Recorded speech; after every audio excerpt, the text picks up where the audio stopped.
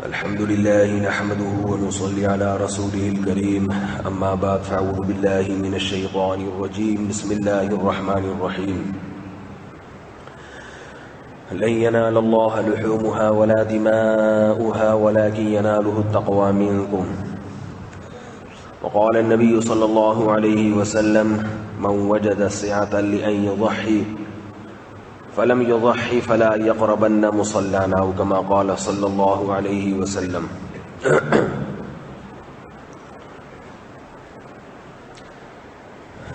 بقرعید کی آمد ہے۔ گلیوں میں آپ کو جتنے انسان اتنے ہی جانور نظر آ رہے ہیں۔ جانوروں کو جتنا پروٹوکول دیا جا رہا ہے اتنا آج کل انسانوں کو نہیں لفٹ کرائی جا رہی۔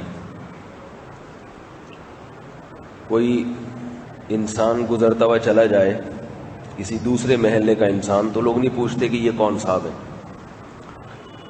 لیکن اگر کسی انسان کے ہاتھ میں گائے ہو پوچھتے ہیں کہ کتنے کی ہے، کتنے دانت کی ہے، کتنے کی ہے، کب لی، کہاں سے لی، پہلے دن کا پروگرام ہے، دوسرے دن کا پروگرام ہے۔ تو بہت جانوروں کو عزت دی جا رہی ہے، کافی پروٹوکول دیا جا رہا ہے۔ روٹیاں سستی ہیں، چارہ مہنگا ہے۔ گھاس مہنگی مل رہی ہے اور روٹی سستی، یعنی انسان کی خوراک سستی ہے اور جانور کی خوراک مہنگی ہوئی ہوئی آج کل۔ یہ سب کیا ہے، کیوں ہو رہا ہے، یہ سارا ماحول کیوں بن گیا؟ صرف اس لیے کہ لوگ گوشت کھائیں، کسی خاص دن کو منا لیں، سیلیبریٹ کریں اس کو، صرف اس لیے ہے یا اس میں کوئی خاص حکمتیں ہیں؟ اس میں بہت ساری حکمتیں ہیں۔ چند دن پہلے کوئی صاحب آئے، انگریز تھے، تو ہمارے کسی جاننے والے کے دوست تھے وہ، تو ہمارے ہاں بھی، میرے پاس بھی آ گئے ملاقات کے لیے۔ تو گلیوں میں جانور بندھے ہوئے دیکھ کے حیران ہو رہے تھے یہ کیا ہو رہا ہے؟ یہ پاکستان میں ہر گلی میں 3-3 6-6 8-8 10-10 گائیں کیوں کھڑی ہوئی؟ انہوں نے کبھی بقرعید دیکھی نہیں، تو یہ کیوں ہیں، کیا ہے یہ بکرے لے کے لوگ کیوں گھوم رہے ہیں؟ کیونکہ ان کو گاؤں کا لک بھی نظر نہیں آ رہا، لیکن جانور ایسے نظر آ رہے ہیں جیسے گاؤں دیہاتوں میں ہوتے ہیں۔ گاؤں دیہاتوں میں بھی کچے میں تو انہوں نے دیکھا ہے کہ لوگ جانوروں کو لے کے گھومتے ہیں، پکے میں نہیں دیکھا کبھی کہ سڑک پہ لے کے گائے کو گھوم رہے ہوں۔ تو حیران ہو رہے تھے یہ کیوں ہو رہا ہے، یہ کیا ہے یہ؟ تو ان کو بتایا عید آ رہی ہے، تو انہوں نے کہا یہ کون سا طریقہ ہے عید کا؟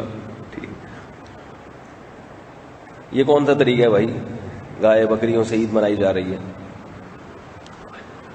تو سب حیران ہوتے ہیں یہ کیا ہو رہا ہے۔ اس میں بہت ساری حکمتیں ہیں۔ اصل تو ابراہیم علیہ الصلوۃ والسلام کی سنت ہے جس کو زندہ کیا جاتا ہے، وہ تو ایک ہے، وہ تو سب سے پہلے نمبر کی حکمت ہے۔ لیکن ابراہیم علیہ السلام کی سنت کو زندہ کرنے کے لیے اللہ نے یہ کیوں کہہ دیا کہ سب لوگ ذبح کریں جس کے پاس بھی گنجائش ہے، اور مخصوص دنوں میں کریں، پھر اس کا گوشت کھا بھی سکتے ہیں، بلکہ کھائیں، کبھی بھی کر لیا جاتا۔ اور ویسے بھی ابراہیم علیہ السلام نے تو اپنے بیٹے کی قربانی دی تھی، گائے کی تو اصل قربانی نہیں تھی، یا بکرے کی یا بیل کی تو نہیں۔ تو اس قربانی کو زندہ رکھنے کے لیے، یاد کو زندہ رکھنے کے لیے اور بھی بہت سارے طریقے ہو سکتے تھے، بلکہ قربانیاں تو تمام پیغمبروں نے دی ہیں، تو باقی پیغمبروں کی قربانیوں کو یاد رکھنے کا حکم کیوں نہیں دیا گیا؟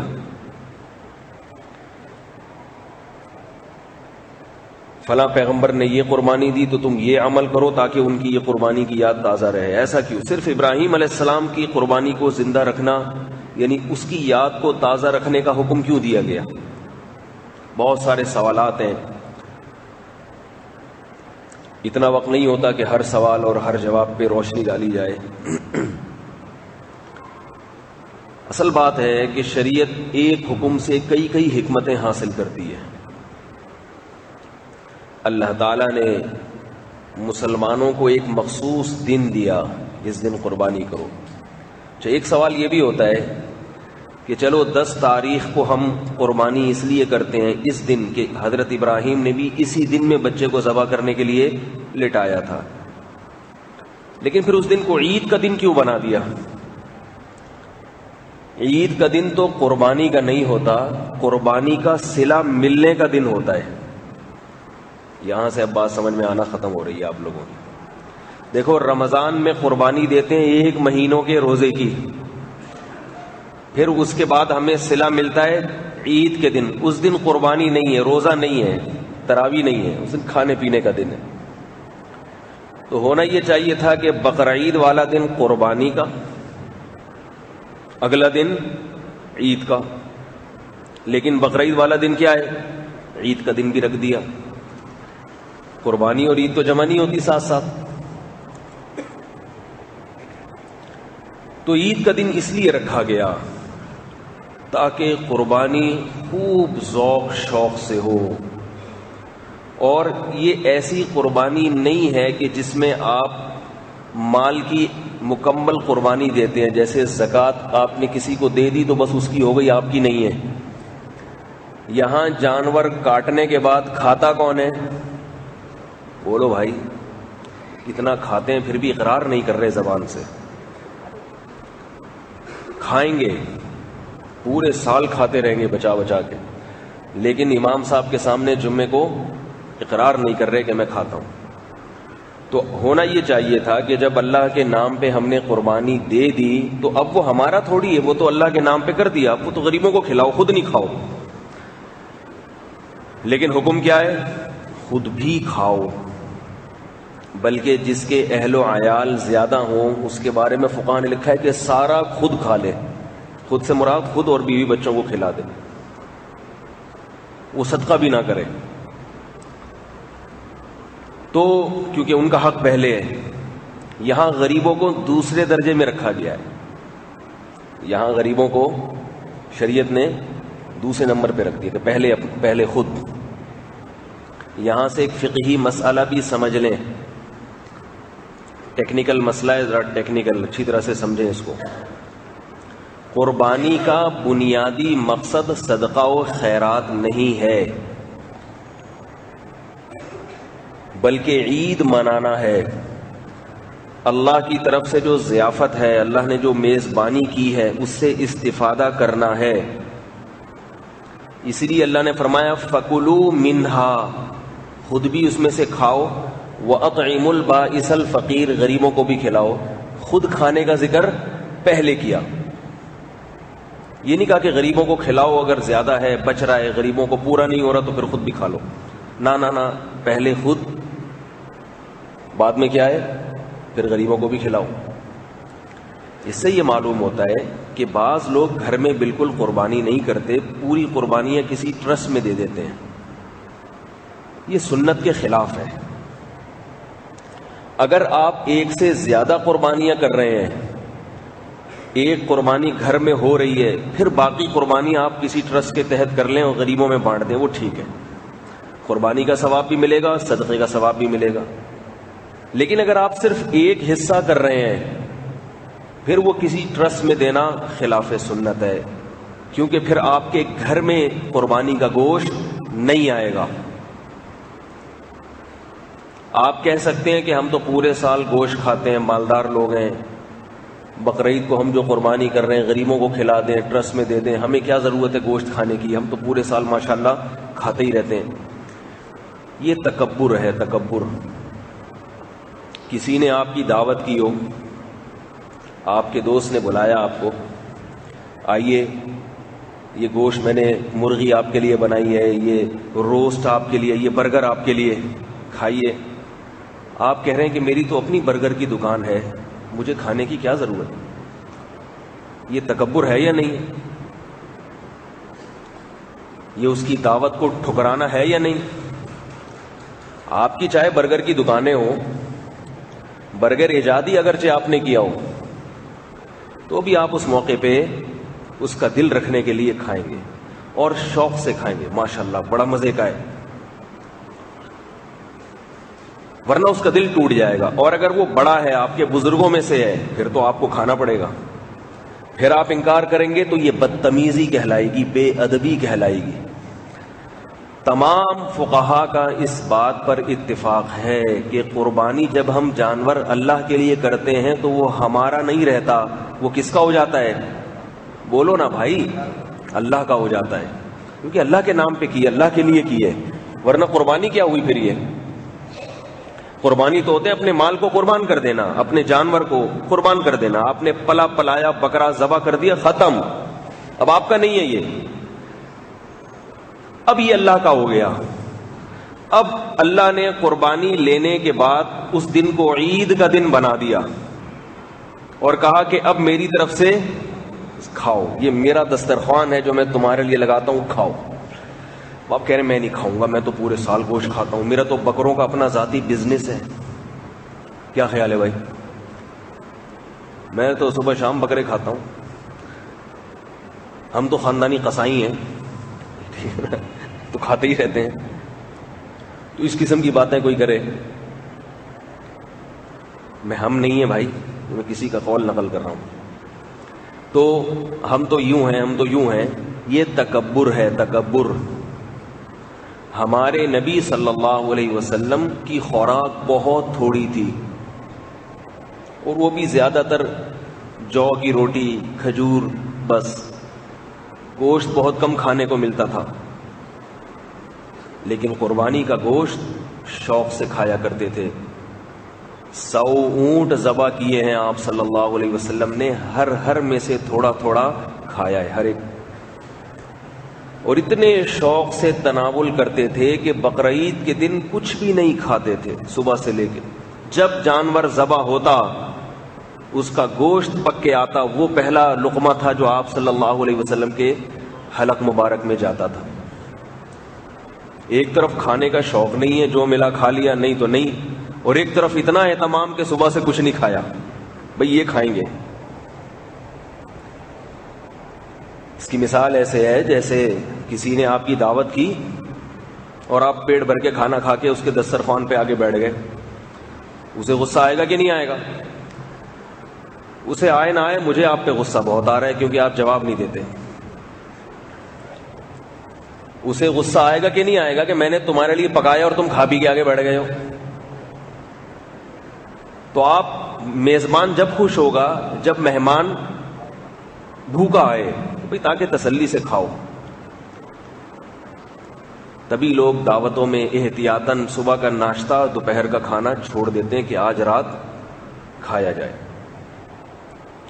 میزبان اگر کنجوس ہوگا تو وہ چاہے گا کہ کچھ پہلے سے کھا پی کے آ جاؤ، اگر کنجوس ہوگا تاکہ میرا کھانا بچ جائے۔ سخی ہوگا تو کہے گا روزہ رکھ کے آؤ، افطاری میرے ساتھ کرنا، خوب تسلی سے کھانا۔ تبھی بعض جگہوں پہ کیا ہوتا ہے، کھانے سے پہلے سوپ پلا دیتے ہیں آپ کو، سلاد لا کے رکھ دیتے ہیں تاکہ یہ بکریوں کی طرح چرتے رہو، پتے وتے گوبھی کے۔ اس سے نقصان یہ ہوتا ہے کہ آپ کی بھوک ختم ہو جاتی ہے۔ کہا یہ جاتا ہے کہ سوپ پینے سے بھوک کھل جاتی ہے، یہ بہت بڑا جھوٹ ہے۔ سوپ کھانے سے پہلے آپ نے پی لیا تو بھوک کھلتی نہیں ہے، کم ہو جاتی ہے۔ کھانے کے بعد سوپ پیو، پھر ہضم میں مدد دے گا۔ کھانے سے پہلے سوپ نہ پیا کریں، گوروں کی ہر چیز صحیح نہیں ہوتی، بہت ساری چیزیں وہ ایسے ہی شروع کر دیتے ہیں۔ یہ گوروں سے کلچر آئے کہ کھانے سے پہلے سوپ۔ بعض لوگ کھانے سے پہلے چائے پیتے ہیں کہ بھوک کھل جائے گی، یہ بھی بیوقوفی ہے، چائے سے بھوک ختم ہوتی ہے، کھلتی نہیں ہے۔ چائے تو نہ کھانے سے پہلے پیو نہ کھانے کے بعد پیو، کھانے سے پہلے بھی نقصان دے، کھانے کے بعد بھی نقصان دے۔ 2-3 گھنٹے گزر جائیں پھر پی لیں، نہ پیئیں تو اور اچھا ہے، لیکن اگر پینی ہے تو 2-3 گھنٹے گزر جائیں۔ تو نبی صلی اللہ علیہ وسلم کی تواضع دیکھیے، بقرعید کے دن کچھ بھی نہیں کھانا، جب جانور ذبح ہوگا اللہ کے نام پہ اس کا گوشت تناول کرنا ہے۔ اللہ کو اس دن اپنے بندوں کی ضیافت، میزبانی یہ اتنی پسند ہے کہ اس دن جو روزہ رکھے اسے ثواب کے بجائے گناہ ملے گا. حالانکہ روزہ تو عبادت ہے، اور چونکہ اس گوشت کے اثرات 3-4 دن تک رہتے ہیں، کوئی کتنا بھی چیمپئن ہو، پیٹو ہو، ایک دن میں نہیں کھا سکتا سارا گوشت. 3-4 دن تک چلتا ہے، لازمی چلتا ہے. اس لیے صرف بقرعید کے دن نہیں بلکہ تمام ایام تشریق کے دنوں میں روزہ رکھنا حرام کر دیا. قربانی کے دن ہے 10, 11, 12، مگر روزہ 13 تاریخ کو بھی حرام ہے. یہاں تک آ گئی ہے بھائی، روزہ حرام ہے 13 تاریخ کو بھی، کہ بھائی ابھی تک گوشت کے اثرات ہیں، ابھی چانپیں وہاں پہ پڑی ہوئی ہیں فریج میں، اتنا کھا لیا، پائے تو رہ گئے. کیا خیال ہے بھائی؟ وہ مغز تو فریج میں رکھ کے بھول ہی گئے تھے. وہ 13 تاریخ کو، کیونکہ اس سے پہلے تو بریانی شریانی کباب شباب میں اتنا ٹائم لگ جاتا ہے کھانے پینے میں، مغز اور پائے کب یاد آتے ہیں؟ 13 ذی الحجہ کو مغز اور پائے، کیونکہ اب ختم ہونا شروع ہو گیا نا. اب گھر کی خواتین کو یاد آتا ہے وہ پائے کہاں گئے. پائےوں پہ بڑے جھگڑے ہوتے ہیں. پائے کھانے ہیں تو گوجرا والا جاؤ. گوجرا والا میں اتنے پائے کھائے جاتے ہیں کہ ایک صاحب کہنے لگے یہاں گائے کیا اینٹوں پہ کھڑی ہوتی ہے، سارے پائے تو لوگ کھا جاتے ہیں. تو آپ صلی اللہ علیہ وسلم بقرعید کے دن پہلا لقمہ کس چیز سے؟ بہت افسوس کے ساتھ کہنا پڑتا ہے، بہت افسوس کے ساتھ، میں نے خود اپنی آنکھوں سے لوگوں کو بقرعید والے دن چکن کھاتے ہوئے دیکھا ہے، مالدار لوگوں کو دیکھا ہے. اللہ کے بندو کیا کر رہے ہوتے؟ یہ تو کوئی ایسا مشکل حکم تو نہیں ہے شریعت کا کہ جس پر عمل کرنا تمہارے لیے بہت مشکل. نماز پڑھنا مشکل، روزہ رکھنا مشکل، کھانے پہ تو آ جاؤ اللہ کے دسترخوان پہ، اس میں بھی تکبر. اس کا مطلب اسلام سے رشتہ بہت کمزور. اور بہت افسوس کے ساتھ کہنا پڑتا ہے یورپ اور امریکہ میں جو بسنے والے مسلمان ہیں ان میں بہت سارے نہیں، بہت سارے مسلمان بقرعید ایسے نہیں مناتے جیسے شریعت نے منانے کا حکم دیا ہے. نہیں مناتے. بھائی یہ ذوق شوق سے منایا کرو، گھر میں قربانی کا جانور لایا کرو. وہ لوگ کیا کرتے ہیں؟ ٹرسٹ میں پیسے جمع کرا دیتے ہیں. انڈیا میں کروا لو 1600 کا حصہ پڑ رہا ہے، پاکستان میں کروا لو. کیوں بھائی؟ تم رہتے وہاں ہو تو وہاں کرو نا قربانی. جی یہاں بڑی مشکل ہے، سلاؤٹر ہاؤس میں جانا پڑتا ہے، پھر کھڑا ہونا پڑتا ہے. کھڑے ہو جاؤ تھوڑے دن، تھوڑی سی ٹینشن برداشت کر لو. پاکستان میں کریں گے اور جناب انڈیا میں کریں گے یا اور ملکوں میں پیسے بھیج دیں گے، بس ہماری جان چھوٹ جائے گی. جان نہ چھڑاؤ، اس کو تھوڑا سا سیلیبریٹ کر لو، تھوڑی سی خوشی منا لو. اسے نہیں بھی دل چاہ رہا تو تھوڑا سا دونے والے شوق سے کھا لیا کرو. جو شکر گزار بنتے ہیں وہ ناک منہ نہیں چڑھاتے کسی چیز پہ.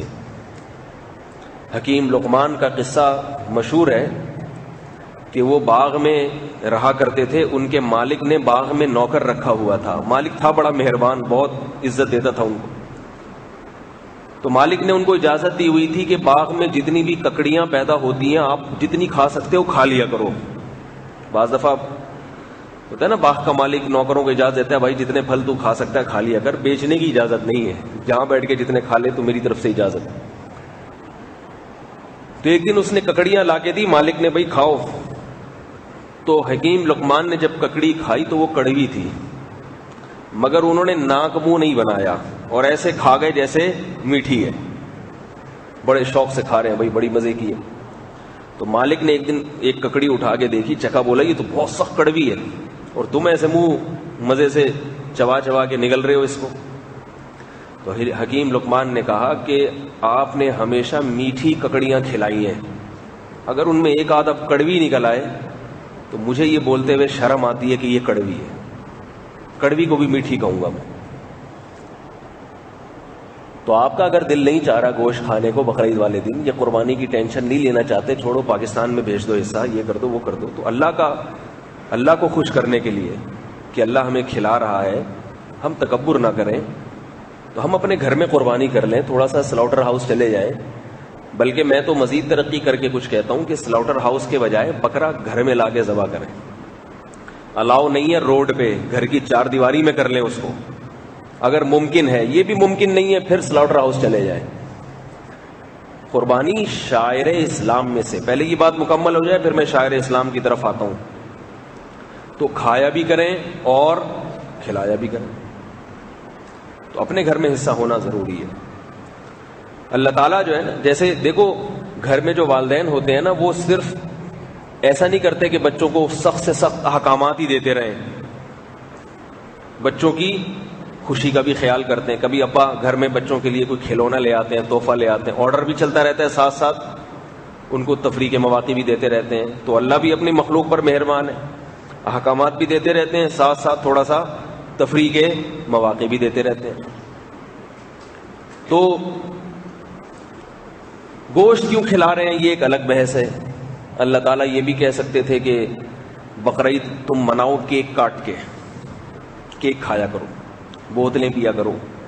ہے بھائی، ہندو لوگ کیا کھاتے ہیں؟ وہ اپنی ہولی والے دن کوئی مخصوص میٹھی میٹھی خوراکیں کھاتے ہیں.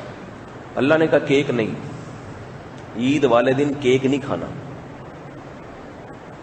یہ مسلمان پہ سوٹ نہیں کرتا ہے کیک، مسلمان پہ گوشت اچھا لگتا ہے. اس پہ آ رہا ہوں ابھی میں، گوشت کیوں، ابھی ذرا یہ دوسرا شاعر اسلام والی بات مکمل ہو جائے. پھر گوشت میں بھی بڑا گوشت، چھوٹے گوشت کو، یہ جو مرغی ورغی، چھوٹے سے مراد مرغی ورغی کو ایسا لگتا ہے اسلام گوشت ہی نہیں مانتا ہے. ٹھیک ہے، گوشت اونٹ کا ہوتا ہے، گائے کا ہوتا ہے، بکرے کا ہوتا ہے، دمبے کا ہوتا ہے. چکن چاہے وہ دیسی ہی کیوں نہ ہو، ٹھیک ہے، اس کی اپنی فائدے ہیں، مگر وہ بات نہیں ہے اس میں. اور فارمی چکن کا تو آپ کو پتہ ہے نسبی مشکوک ہے، اس پر تو میرا بیان ہو چکا ہے. اس کے تو نہ باپ کا پتہ نہ ماں کا پتہ. فارمی چکن کا پتہ ہوتا ہے کس نسل کا ہے. میرے اس بیان پہ کسی نے کمنٹ دیے کہ یہ کیا بات ہے، دیسی مرغی کا بھی تو پتہ نہیں ہوتا کہ ابا کون ہے اماں کون ہے. تو اللہ کے بندو کسی کی بات کا مطلب سمجھا کرو. نسب کا یہ مطلب نہیں جیسے انسانوں کے نسب ہوتے ہیں، نادرا میں باقاعدہ نام لکھا ہوا ہے. تو میں ایسے کمنٹس کا پھر جواب نہیں دیتا کہ سامنے والے میں بات سمجھنے کی صلاحیت ہی نہیں ہے کہ مولوی صاحب سمجھانا کیا چاہ رہے ہیں. دیسی مرغیوں کے نسل کا تو پتہ ہوتا ہے نا، کون سی نسل ہے یہ. وہ الگ بات ہے کہ بالکل ابا کا نام، اس مرغے کا نام پتہ ہو آپ کو، یہ تھوڑی ہوتا ہے. تو دوسری بات یہ کہ اسلام نے ہمیں بعض احکام ایسے دیے ہیں. دیکھو اسلام میں عبادت اصل کیا ہے؟ چھپ کے. اللہ اور بندے کا معاملہ ہے، چھپ کے تہجد پڑھو، چھپ کے دعا مانگو. ادعوا ربکم تضرعا وخفیا، چپکے سے اللہ کو پکارو. صدقات و خیرات دو چپکے سے، پتہ ہی نہ چلے. دائیں ہاتھ دے تو بائیں کو پتہ نہ چلے. کچھ چیزیں ایسی اللہ نے رکھی ہیں کھلے عام ہونی چاہیے، کھلے عام. کیوں؟ اس سے اسلام کا تعارف ہوتا ہے پوری دنیا میں. ایک دم ہلچل مچ جاتی ہے پوری دنیا میں، کچھ ہو رہا ہے. کیوں ہو رہا ہے؟ لوگ پوچھیں گے یہ سب کیوں ہو رہا ہے؟ بھائی مسلمان کرتے ہیں. کیوں کرتے ہیں؟ ان کے مذہب نے حکم دیا ہے. ان کا مذہب کیا ہے؟ اسلام ہے. اسلام کیا ہوتا ہے؟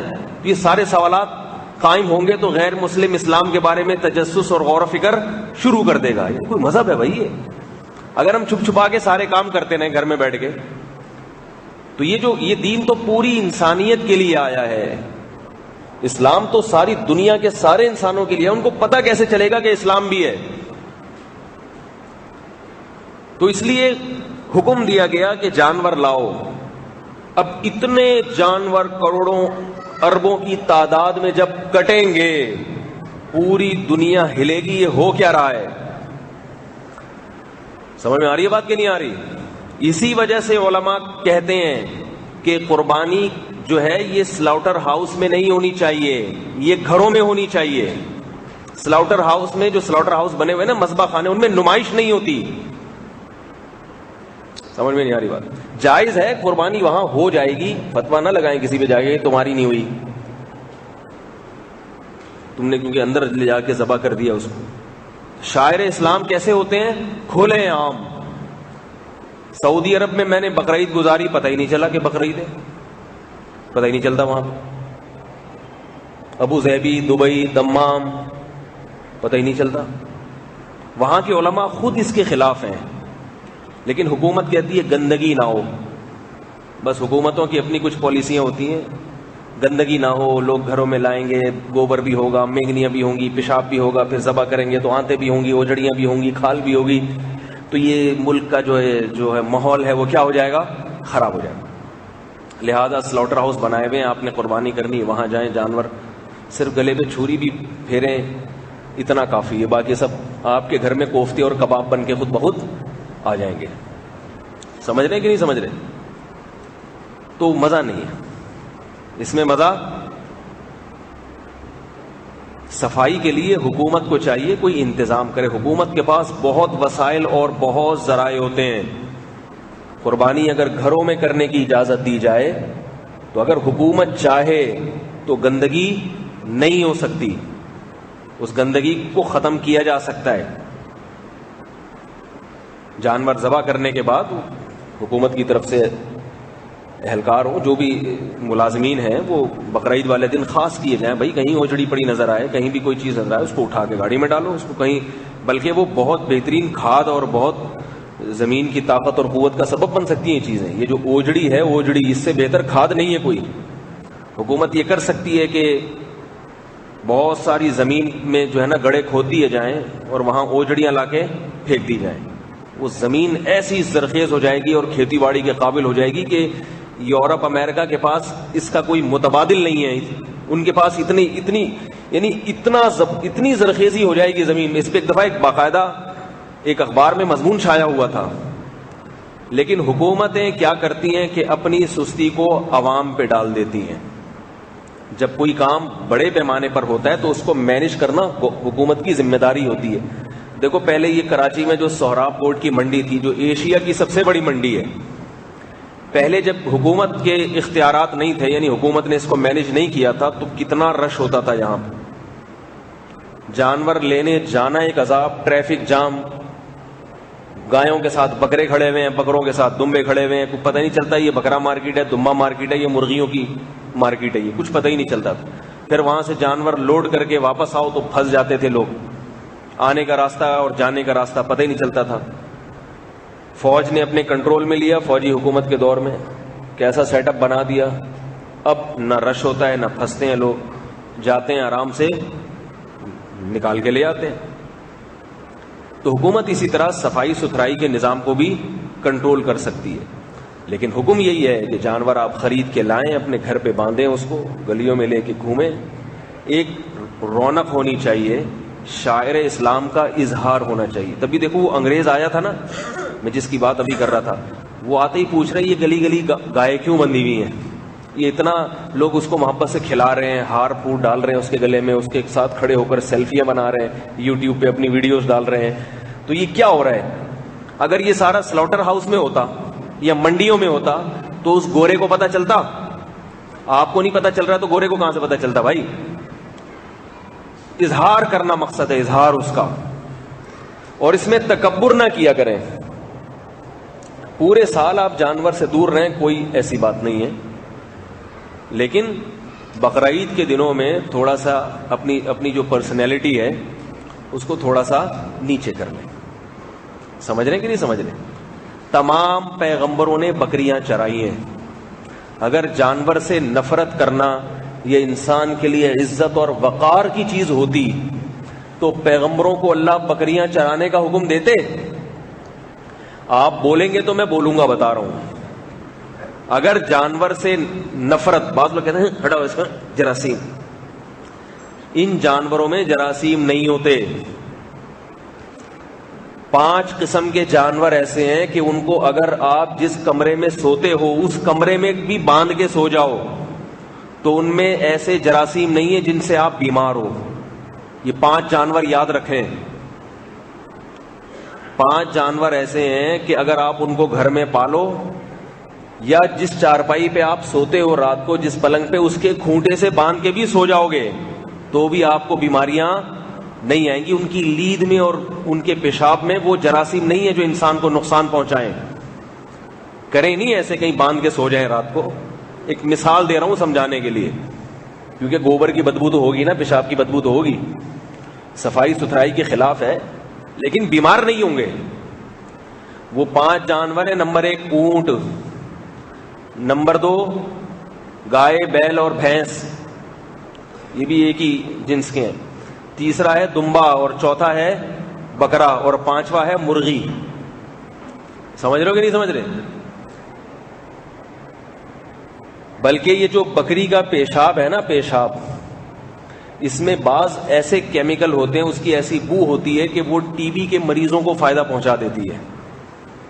کیونکہ یہ جانور خاص اللہ نے انسان کی خدمت کے لیے پیدا کیے ہیں. ہمیشہ سے انسانوں نے ان کو پالا ہے. اگر ان میں بیماریاں ہوتی تو یہ انسان کی خدمت کیسے کرتے؟ پھر سور کے گوشت میں بیماریاں ہیں، اس کی لید میں بیماریاں ہیں، کبوتر کی بیٹ میں بیماریاں ہیں. کبوتر پالنے کو ہماری شریعت میں زیادہ پسند نہیں کیا گیا، کیونکہ کبوتر بعض آدمی چھتوں پہ چڑھتا ہے، سیڑھیاں بجاتا ہے، ہو ہا ہا ہی میں لگا رہتا ہے، ٹائم ضائع کرتا ہے. کبوتر سے حاصل اس کو کچھ بھی نہیں ہوتا. نہ کبوتر کے انڈے شوق سے کھائے جاتے ہیں، نہ کبوتر کے گوشت میں وہ لذت ہے اور ذائقہ ہے. بیماریوں میں کام آتا ہے وہ گوشت، حکیم بتاتے ہیں، ڈاکٹر بتاتے ہیں کہ بھئی جس کوئی بیماری ہو، لیکن ایسا نہیں ہے کہ بہت زیادہ انسانی خوراک کا حصہ ہو. اس کی بیٹ میں بیماریاں ہیں. کبوتر کی بیٹ، بہت سارے پرندے ہیں جن کی بیٹوں میں بیماریاں ہیں. چڑیا کی بیٹ میں بیماری نہیں ہے، یہ بھی ایک ہے. تو یہ جو 5 جانور ہیں نا، یہ ہمیشہ سے انسان سے مانوس رہے اور انسان ہمیشہ سے ان سے مانوس رہا ہے. تو اس لیے قربانی کے جانور سے یہ نہ بھاگا کریں کہ جراثیم لگ جائیں گے. اگر آپ قربانی کا جانور ہو یا ویسے ہی یہ جو 5-6 جانور ہیں، ان سے گلے لگ کے بھی سو جائیں گے تو آپ کو کوئی بیماری نہیں ہوگی. سمجھ رہے ہیں کہ نہیں سمجھ رہے؟ ہوتا یہ ہے کہ فوراً ایک مشہور ہو جاتی ہے بات کہ ان میں وائرس پھیلا ہوا ہے، یوں ہو رہا ہے، فلانا ہوا ہے، ڈمکانا ہوا ہے. لوگ وہمی بن جاتے ہیں، گوشت کھانا چھوڑ دیتے ہیں. بیمار جانور کا علاج ہی یہی ہے کہ ذبح کر کے کھا لیا جائے. گورے نہیں کھاتے بیمار جانور کو ذبح کر کے. ہم کیا کرتے ہیں؟ جانور بیمار ہوا، چھری چلاؤ، کھا جاؤ اس سے پہلے کہ مرے. کیونکہ شریعت نے جو ہمیں ذبح کرنے کا حکم دیا، اس ذبح کرنے سے اس کا جو بلڈ ہے وہ سارا نکل جاتا ہے، اور جراثیم ہمیشہ بلڈ میں ہوتے ہیں. جتنی بیماریاں ہوتی ہیں بلڈ میں. آپ نے دیکھا ہوگا کسی کو ٹائیفائڈ ہے تو بلڈ ٹیسٹ کا حکم دیا جاتا ہے، گوشت کو چیر پھاڑ کا حکم نہیں دیا جاتا. ملیریا ہے تو کیا ٹیسٹ ہوتا ہے؟ بولو بھائی. ملیریا ہے تو بلڈ ٹیسٹ، ٹی بی ہے تو بلڈ ٹیسٹ، کینسر ہے تو بلڈ ٹیسٹ، نزلہ ہے تو بلڈ ٹیسٹ. ساری چیزیں بلڈ سے. تو جب آپ نے جانور کو ذبح کیا، سارا خون نکل گیا، وہ جراثیم نکل گئے، اور بسم اللہ ہی اللہ اکبر پڑھ کے، اور برکت ہے اس میں، اللہ کا نام لے کے ذبح کرتے ہیں. تو اتنا نہ گھبرایا کریں جراثیم سے. گورے بہت گھبراتے ہیں کیونکہ وہ سمجھتے ہیں کہ بس ہم نے لازمی زندہ رہنا ہے، تو وہ پھر حد سے تجاوز کرتے ہیں. جیسے مائیکل جیکسن کسی سے ہاتھ نہیں ملاتا تھا کہ کہیں جراثیم نہ لگ جائیں، دستانے پہن کے رکھتا تھا، پھر بھی 50 سال میں مر گیا بیچارہ. ہمارا وہ آدمی جو ساری زندگی نزلے زکام کے مریضوں میں رہا ہو، وہ بھی 50 سال سے آگے نکل ہی جاتا ہے. ٹی بی کے مریض ہمارے یہاں 80 سال میں جا کے مرتے ہیں، کھانستے رہتے ہیں، پھر بھی نکال لیتے. میں نے گٹکے والے کو دیکھا 80 سال کے. ایک صاحب نے بتایا کہ ہمارے ایک رشتے دار ہیں، گٹکا بھی کھاتے ہیں، سگریٹ بھی پیتے ہیں، 80 سال عمر ہے، پیدل چلتے ہیں، رکشے میں اکیلے بیٹھ کے آتے ہیں. اس کا یہ مطلب نہیں کہ گٹکے کھانا شروع کر دیں، لیکن بتا رہا ہوں اتنا نہ گٹکا تو بہت بری چیز ہے، اس سے مرے زیادہ ہیں، بچے کم ہیں، مرنے والوں کا ریشو زیادہ ہے. تو یہ چیزیں بہت زیادہ اللہ کے ہاتھ میں ہوتی ہیں، تو اس لیے ان پہ اللہ پہ توکل کرنا چاہیے. گٹکے کے معاملے میں نہیں کہہ رہا اللہ پہ توکل کریں، ویسے یہ جو جراثیم سے بہت زیادہ ڈرایا جاتا ہے ایسا نہیں ہے. تو جانور بقرعید کے دنوں میں کیا ہوتا ہے؟ ہم جانوروں کے قریب آ جاتے ہیں. عام دنوں میں تو نہیں اتنا موقع ملتا، لیکن بقرعید میں 3 پیس سوٹ ٹائی والے جو کبھی کسی کی چھینک برداشت نہیں کر سکتے، وہ بھی ہمت کر کے جاتے ہیں، جانور لے کے آتے ہیں، گاڑی میں چڑھا رہے ہوتے ہیں، یوٹیوب پہ اپنی ویڈیوز ڈال رہے ہوتے ہیں کہ دیکھو چڑھ نہیں رہا گاڑی میں، پھر بھی دھکا دے کے میں نے چڑھا دیا. بعض لوگ اپنی بیویوں کو بھی آج کل لے کے جا رہے ہیں شو مارنے کے لیے، دیکھو کیسا میں ٹارزن ہوں کہ اتنا بڑا بیل میں نے گاڑی میں چڑھا دیا. بیوی ڈرتی پھر بھی نہیں ہے. کمال کی بات یہ کہ ڈرتی پھر بھی نہیں ہے. وہ گائے سے ڈرے گی، بیل سے ڈرے گی، مگر وہ بیل جو آپ سے ڈر رہا ہے، وہ بیل جو آپ سے ڈر رہا ہے اس بیل سے ڈرے گی، مگر آپ سے پھر بھی نہیں ڈرے گی۔ ایک اللہ کی بنائی ہوئی کچھ ایسا حساب کتاب ہے جو سمجھ سے بالا تر ہے، اللہ کا نظام ہے، اللہ ہی بہتر جانتا ہے۔ اور یہ بھی اللہ نے روب اس لیے رکھا کہ اگر یہ ڈر نکل جائے نا تو حقوق ادا کرنا چھوڑ دیں گے، پھر حقوق ادا کرنا چھوڑ دیں گے۔ تو اللہ نے تھوڑا سا خوف رکھا ہوا ہے، اس خوف سے، اللہ کے خوف سے تو آج کل کوئی حقوق ادا کرتا نہیں ہے، ویسے ادا کر لیتا ہے۔ تو بقرعید کے دنوں میں ہم جانوروں کے قریب آ جاتے ہیں، اور یاد رکھو یہ وہ جانور ہیں جن سے ہم بے انتہا فائدہ اٹھاتے ہیں پورے سال، مگر پھر بھی تکبر اتنا ہے کہ ان کو لفٹ نہیں کراتے۔ گائے ہے ادھر رکھو، ادھر رکھو، پیشاب نہ کر دے، بہت دور رکھتے ہیں۔ تو بقرعید کے دنوں میں اللہ ہمیں ان جانوروں کے قریب کر، پورے سال اگر یہ جانور نہ ہو ہماری زندگی کا مزہ کرکرا ہو جائے۔ گوشت انسان کی خوراک میں لذیذ ترین خوراک ہے، یہ جانور نہ ہو تو ہمیں یہ گوشت ملے گا؟ گوشت نہ ملنے کا مطلب کیا ہے؟ ہمارے گھروں کی اور ہمارے گھروں میں جو کچن ہے اور ہمارے ہوٹلوں کی رونق ختم۔ لوگ کہیں گے چلو یار سلاطین چلتے ہیں، کیا کھانے یار، بہترین دال چاول بناتے ہیں وہ لوگ۔ اگر گوشت نہ ہو، یہ جانور نہ ہوتے تو سلاطین اور یہ جو بڑے بڑے ہوٹل ہیں ہائی وے پہ بنے ہوئے ہیں، یہاں لوگ کیا کھانے جاتے؟ بول لو نا بھائی، دال چاول کھانے جاتے۔ یار سنیں ڈی سلوا کی مسور کی دال بڑی مزے کی ہوتی ہے، بے ہوتی تو دال ہی ہے نا۔ سنیں ڈی سلوا کی مسور کی دال بڑی مزے کی ہوتی ہے۔ ڈی سلوا کیا کھانے جاتے؟ کوئلے کی دال کھانے جاتے، کوئلے کی دال، ٹھیک ہے، کوئلہ کڑھائی کے بجائے کوئلے کی دال کھائی جاتی۔ زندگی میں کھانے پینے کا مزہ سارا کرکرا ہو جاتا، اور گوشت نہ ملتا تو ایک تو مسئلہ یہ ہے کہ یہ لذت نہ ملتی، اور جسم میں جو ہمارے ایک قوت ہے، طاقت ہے، وہ بھی نہ ملتی۔ مسلمان جو ہے نا، مسلمان یہ بہادر ہوتا ہے۔ جو گوشت نہیں کھاتی جو قوم، صرف سبزیوں پہ گزارا کرتی ہے، وہ ایسی گرجدار نہیں ہوتی۔ اللہ نے دیکھو، آپ سروے کرو، جن جانوروں کی خوراک گوشت ہے، جن جانوروں کی خوراک گوشت ہے، ان میں دہشت زیادہ ہوتی ہے، بلکہ دہشت ہوتی ہی انہی میں ہے۔ ان کی آواز میں گرج ہے۔ شیر کیا کھاتا ہے؟ چنے کی دال کھاتا ہے، مسور کی دال کھاتا ہے، ککڑی کھاتا ہے، پان کھاتا ہے، گٹکا کیا کھاتا ہے بتاؤ؟ گوشت کھاتا ہے۔ اس کی آواز میں گرج دیکھی آپ نے؟ ہے بھائی، دھاڑتا ہے تو پورا جنگل ہلتا ہے۔ اور اسٹائل دیکھو شیر کا، چلنے کا اسٹائل، جھپٹنے کا اسٹائل، دانت کیسے بنائے اللہ نے اس کے۔ چیتا کیا کھاتا ہے؟ بولو نا بھائی، گوشت کھاتا ہے۔ مجھے تو لگ رہا ہے آپ لوگ نہ گوشت کھاتے ہیں نہ سبزی کھاتے ہیں، آواز ہی نہیں نکل رہی۔ کچھ کھایا کریں۔ چیتا کیا کھاتا ہے؟ گوشت۔ بلی کیا کھاتی ہے؟ تبھی بلی ویسے تو نارمل حالات میں آپ کے ساتھ اچھی رہے گی، لیکن جب غصے میں ہو، بلی کب غصے میں ہوتی ہے؟ جب اس نے بچے دیے ہوئے ہوتے ہیں اور آپ چھیڑ چھاڑ کی کوشش کرو، ایک دم تم کو پھلا لے گی اور ایسے جھپٹا مارے گی، آواز میں اس کی ایک گرج پیدا ہو جاتی ہے۔ کتا کیا کھاتا ہے؟ جھپٹتا ہے، آواز میں اس کی ایک دہشت ہوتی ہے، جب بھونکتا ہے وہ غراتا ہے۔ بکری کیا کھاتی ہے؟ گھاس۔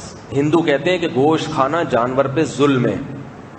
ہندو کہتے ہیں، بقرعید پہ اعتراض کرتے ہیں ہندو لوگ کہ تم لوگ اتنے کاٹ کاٹ کے کھا جاتے ہیں، تو ظلم ہے جانوروں پہ، سبزیاں کھایا کرو۔ شیر کو اگر شکار سے منع کر دیا جائے، جس کی خوراک ہی گوشت ہے، شیر کیا کر رہا ہے؟ کبھی گیدڑ کو، کبھی جناب وہ گیدڑ کو کھا رہا ہے، کبھی ہرن کو کھا رہا ہے۔ اب ہندوؤں نے فتوا دیا شیر کو، جا کے ہندوؤں کے پنڈتوں میں نے کہ یہ ظلم ہے، دوسرے جانوروں کو تم نہ کھاؤ۔ تو شیر کھائے گا کیا؟ پھر گھاس کھائے گا تو مر جائے گا تھوڑے دنوں میں۔ وہ کہے گا میری تو خوراک ہی کیا ہے؟ گوشت۔ ابھی اللہ سے پوچھو جس نے میری خوراک گوشت بنائی ہے، جب اس نے میری خوراک گوشت بنائی ہے تو میرے لیے الاؤ ہے کہ میں کھا سکتا ہوں، ہاں دوسروں کے لیے الاؤ نہیں ہے۔ آپ نہ کھائیں، آپ کے لیے الاؤ نہیں ہے، لیکن میرے لیے الاؤ، کیونکہ اگر میں گوشت نہیں کھاؤں گا تو یہ میرے اوپر ظلم ہوگا. تو یہ اللہ کا ایک نظام ہے بنایا ہوا. کسی کو اللہ کسی کی خوراک بنا دیتے ہیں. اس کی بہت ساری حکمتیں ہیں، ساری حکمتیں ہماری سمجھ میں آنا ضروری نہیں ہے. تو ایسے ہی اللہ نے انسان کی خوراک جیسے سبزی رکھی ہے، گوشت بھی رکھی ہے. اس لیے انسان کو اجازت ہے کہ جانور کو ذبح کر کے کھا سکتے ہو. تو بکری کیا کھاتی ہے؟ گھاس. بکری کو دیکھا کبھی جھپٹتے ہوئے؟ بھائی بکری کو بڑا غصہ آیا، اٹھا کے بندے کو چیر پھاڑ کر کے آنتیں نکال دی. شیر تو کرتا ہے یہ کام، چیتا بھی کرتا ہے، بکری کرتی ہے؟ آپ لوگ کیا شاید کرتی ہوں گی جو بکریاں ہیں. آپ لوگ شاید کتے کو بکری کہتے ہو، شاید ممکن ہے کسی زبان میں. بکری غراتی ہے، میں کرتی رہے گی بیٹھ کے، کوئی ایسی دہشت نہیں ہے اس میں. تو ہندو اگر کوئی پوچھے نا کہ گوشت کیوں کھاتے ہو، بولیں کہ ہم سبزی بھی کھاتے ہیں تاکہ رحمت کا جذبہ بھی رہے، اور جہاں رحم کرنا ہو وہاں رحم کریں. لیکن گوشت بھی کھاتے ہیں تاکہ تھوڑی ہماری دہشت بھی برقرار رہے. اتنے نرم نہ ہو جائیں بکری کی طرح، جو چاہے لٹا کے کاٹ لے، ٹھیک ہے نا، جو چاہے اٹھا کے پھینک دے. تھوڑا سا غرانے کا اور ہماری آواز میں روب، اور ہماری چال میں اور ہمارے جو ہے نا روب برقرار رہے. گوشت کھانے والے شخص میں قوت غضبیہ بڑھتی ہے، غضب کی قوت، اس کی رگیں پھول جاتی ہیں جب اس کو غصہ آتا ہے، دہشت پیدا ہوتی ہے. آج کل جو ڈاکٹر منع کرتے ہیں نا گوشت کھانے سے، وہ اس لیے منع کرتے ہیں کہ رگیں پھلا رہا ہے، غصہ کر رہا ہے، مگر وہ کرنے کی جگہ نہیں دیکھتا کہ اس غصے کا اظہار کہاں کرنا ہے میں نے. بھائی ظالم پہ غصے کا اظہار کرنا ہے، ظالم سے ڈر رہا ہے اور اظہار کس پہ کر دیتا ہے؟ مظلوم. تو اس لیے کہا جاتا ہے بھائی تم چھوڑ دو گوشت ووش کھانا، تم سبزیوں پہ آ جاؤ تاکہ تمہیں غصہ ہی نہ آیا کرے. اور یہ بھی دیکھو کہ اللہ تعالیٰ نے بقرعید کے دنوں میں دیکھو اسلام میں جتنی بھی کھانے پینے کی چیزیں ہیں گوشت سے شروع ہو کے گوشت ہی پہ ختم ہوتی ہیں. کچھ کھانے ایسے ہیں جو ہمارے مذہبی کھانے ہیں. مثال کے طور پر اسلام میں جہاں جہاں کھانے کی باقاعدہ ترغیب ہے، یعنی دعوت کے موقع پہ، ایک تو ہے نا کھجور کی فضیلت ہے، انجیر کی فضیلت ہے، وہ تو ایک عام فضیلت ہے. لیکن جہاں دعوت کا عنصر آئے گا اسلام میں، جہاں دعوت کی اور کھلانے پلانے کی ترغیب آئے گی، تو اس میں گوشت کا ذکر آتا ہے، سبزی کا نہیں آتا. اور گوشت بھی مرغی کا نہیں آئے گا، دمبے گائے اور بکرے کا آئے گا، اور اونٹ کا. اب میں اس کی کچھ مثالیں دیتا ہوں. بچہ جب پیدا ہوتا ہے ساری دنیا میں خوشی منائی جاتی ہے، کیک بانٹے جاتے ہیں، مٹھائی بانٹی جاتی ہے. لیکن اسلام کیا کہتا ہے؟ بچہ پیدا ہوگا تو کیا ہوگا؟ عقیقہ ہوگا. عقیقہ مرغی سے ہوتا ہے، کیک سے ہوتا ہے، لڈو سے ہوتا ہے، مٹھائی سے کس چیز سے ہوتا ہے؟ بکرا، دمبا، گائے، اونٹ. اونٹ میں 7 عقیقے ہو سکتے ہیں، گائے میں 7 ہو سکتے ہیں، بکرے میں اور دمبے میں 1 ہو سکتے ہیں. مرغیاں ہزاروں بھی کر لو گے، عقیقے کی سنت ادا نہیں ہوگی. تو اللہ نے کیا کہا کہ بچے کی پیدائش کو سیلیبریٹ کرنا ہے، گوشت کھاؤ اور لوگوں کو گوشت کھلاؤ.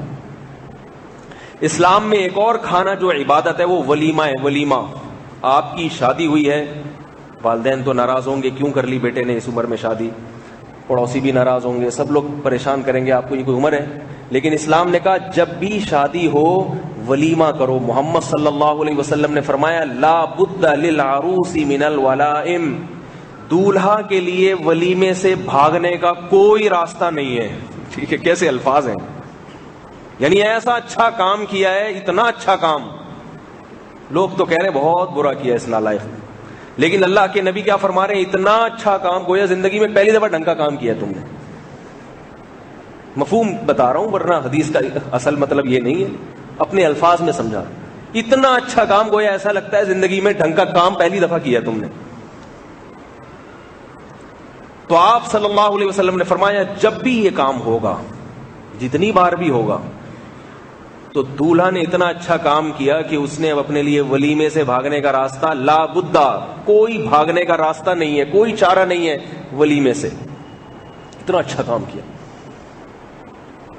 ہم جب کہتے ہیں نا بھائی یہ تو اتنا زبردست رزلٹ آیا اب تو مٹھائی لازم ہو گئی ہے، کہتے ہیں نا لوگ، بھائی چلو اگر بی گریڈ آتا سی گریڈ آتا تو ہم کہتے ہیں کھلا دو مرضی ہے، نہیں کھلاؤ تو تم A1 گریڈ سے پاس ہوئے ہو، اب تو مٹھائی کے بغیر گزارا نہیں ہے۔ تو اسی وجہ سے نبی صلی اللہ علیہ وسلم نے بالکل اسی طرح کے الفاظ فرمائے، نکاح جس نے کیا، شادی جس نے کی، تو ولیمے سے بھاگنے کا راستہ اس نے نہیں چھوڑا۔ تو ولیمہ بھی سنت اور وہ بھی دعوت ہوتی ہے نا۔ دوسری حدیث میں آتا ہے اولم ولو بشاتن، ولیمہ ضرور کرو اگرچہ ایک بکری کیوں نہ ہو، یا ایک بکرا کیوں نہ ہو، یا ایک دمبا کیوں نہ ہو۔ یہ نہیں فرمایا کہ لازمی خوشی کا اظہار کرو ولیمے میں اگرچہ مٹھائی کا ایک ڈبہ کیوں نہ ہو، ہے بھائی، اگرچہ ایک لڈو کیوں نہ ہو، وہاں بھی اگرچہ ایک مرغی کیوں نہ ہو، یہ نہیں، وہاں بھی کس کا ذکر آ رہا ہے؟ دمبے کا، بکرے کا، گائے کا۔ تو یہ کھانا بھی عبادت ہے ولیمے کا۔ اسی وجہ سے امام محمد جو امام ابو حنیفہ کے شاگرد ہیں، ان کا قول یہ ہے کہ قربانی کے جانور میں جیسے قربانی کا حصہ ڈالا جا سکتا ہے، عقیقے کا بھی ڈالا جا سکتا ہے، کیونکہ عقیقہ بھی عبادت ہے۔ تو قربانی کے جانور میں نا سارے عبادت والے حصے تو ڈالے جا سکتے ہیں، عبادت کے بغیر والے حصے قربانی کے جانور میں نہیں ڈل سکتے۔ جیسے کسی نے اپنے مہمانوں کی دعوت کرنی ہے تو ایک حصہ اس لیے ڈالے کہ بس میں ویسے ہی گوشت کھانا چاہتا ہوں، تو کسی کی بھی قربانی نہیں ہوگی، کیونکہ پورا جانور بطور عبادت کے کٹنا چاہیے۔ اب عبادت کی جہتیں مختلف ہیں، ایک کی بقرعید کی نیت، دوسرے کی عقیقے کی نیت۔ تو امام محمد کا قول ہے کہ ولیمے کی نیت سے بھی حصہ ڈالا جا سکتا ہے۔ نہیں آ رہی بات؟ یعنی جانور میں 7 حصے ہیں نا، ایک آدمی نے قربانی کا ڈال دیا حصہ، ایک آدمی نے حصہ ڈال دیا اپنے بیٹوں کا، 2 حصے ڈال دیا عقیقہ کرنا ہے، اور ایک نے حصہ ڈال دیا شادی ہوئی ہے ولیمہ کرنا ہے۔ اگرچہ اس قول پہ فتویٰ نہیں ہے، لیکن ایک بہت بڑے مجتہد امام محمد رحمہ اللہ تعالیٰ کا قول ہے کہ ولیمے کا حصہ بھی، یہ بھی عبادت ہے۔ تو یہ دوسرا کھانا ہو گیا کہ نہیں ہو گیا؟ اس میں بھی کیا ہے؟ گوشت، کیک ویک نہیں ہے۔ اور تیسرا کھانا جو سنت ہے، جو نبی نے ترغیب دی، اللہ نے ترغیب دی، وہ ہے بقرعید، یہ اللہ کی طرف سے ضیافت۔ اس میں بھی اللہ اپنے بندوں کو کیا کھلاتے ہیں؟ بولو بھائی، گوشت۔ تو اس سے پتہ چلا کہ گوشت کھانا مسلمان کے مذہب کا حصہ ہے۔ اگر کوئی مسلمان گوشت نہیں کھاتا، گوشت سے چکن مراد نہیں ہے، بار بار بتا رہا ہوں، یہ جو یہ دمبے شمبے، کوئی مسلمان اگر یہ نہیں کھاتا تو وہ اپنے مذہب پہ مکمل طور پہ چل ہی نہیں سکتا بیچارہ۔ وہ بچوں کا عقیقے میں پبلک کو کھلائے گا، خود کچھ بھی نہیں کھائے گا، ٹھیک ہے نا؟ تو بچے کی خوشی کو سیلیبریٹ ہی نہیں کر سکتا۔ وہ بقرعید کے 3 دنوں میں لوگوں کا منہ دیکھتا رہے گا بیٹھ کے، کچھ بھی نہیں۔ میں آپ کو اپنی بات بتاؤں، میں گوشت نہیں کھاتا تھا، بالکل پسند نہیں تھا بچپن سے۔ ایک ریشہ اگر کسی کہیں آ جاتا تھا نا تو گھن آتی تھی۔ 15-16 سال کی عمر تک گوشت نہیں کھایا، مجھے اچھا نہیں لگتا تھا، لیکن میں بقرعید میں پریشان پھرتا تھا کہ یار یہ عید کس بات کی ہے، سب کھا رہے ہیں۔ تو میں نے صرف اس لیے کہ بھائی یہ تو ساری زندگی کا مسئلہ ہے، آہستہ آہستہ صرف بقرعید کی وجہ سے گوشت کی اپنے آپ کو عادت ڈالی، اور ایسی عادت پڑی کہ اب گوشت ہی کھاتے ہیں الحمدللہ۔ مزہ آتا ہے کس میں؟ گوشت۔ تو بقرعید میں بہت، اور بقرعید کے علاوہ بھی دعوت میں گوشت خود بھی کھاتے ہیں، گھر میں بھی کھلاتے ہیں، دوسروں کو بھی کھلاتے ہیں، کھاتے بھی ہیں کھلاتے بھی ہیں۔ اس لیے کھلانے کے کر رہا ہوں، لوگ سمجھتے ہیں مولوی صاحب کھاتے ہیں کھلاتے نہیں، تو کھاتے بھی ہیں الحمدللہ، کھلاتے بھی، باقی چیزیں بھی کھاتے ہیں لیکن گوشت زیادہ شوق سے کھاتے ہیں۔ یہ جو میں نے کہا نا صرف گوشت کھاتے ہیں، اس کا مطلب شوق سے صرف گوشت کھاتے ہیں۔ یہ مطلب نہیں کہ سارا دن اگر یا روزانہ گوشت ہی کھاتا رہے گا تو بیمار ہو جاتا ہے آدمی، اس کو ناغہ کرنا ضروری ہے۔ باقی چیزیں بھی کھاتے ہیں، آپ جو چاہیں لے آئیں، کوئی مسئلہ نہیں ہے تو مذہب کا حصہ ہے، تو مسلمان اس کے بغیر رہ نہیں سکتا۔ تو کیوں اللہ کھلا رہے ہیں مسلمان کو گوشت؟ نبی صلی اللہ علیہ وسلم نے فرمایا کھانوں کا سردار کیا ہے؟ گوشت ہے۔ اور آپ صلی اللہ علیہ وسلم کی جو صفات لکھی ہیں پچھلی کتابوں میں کہ آخری نبی آئے گا، اس کی یہ علامتیں، ان علامتوں میں ایک یہ علامت بھی لکھی تھی کہ وہ گوشت کھانے والا نبی ہوگا۔ کیونکہ دنیا میں اس وقت بھی بہت سی قومیں ایسی تھیں جو گوشت نہیں کھاتی تھیں، ویجیٹیرین تھیں، سبزی خور تھیں، تو علامت بتائی گئی کہ وہ نبی گوشت کھانے والا ہوگا.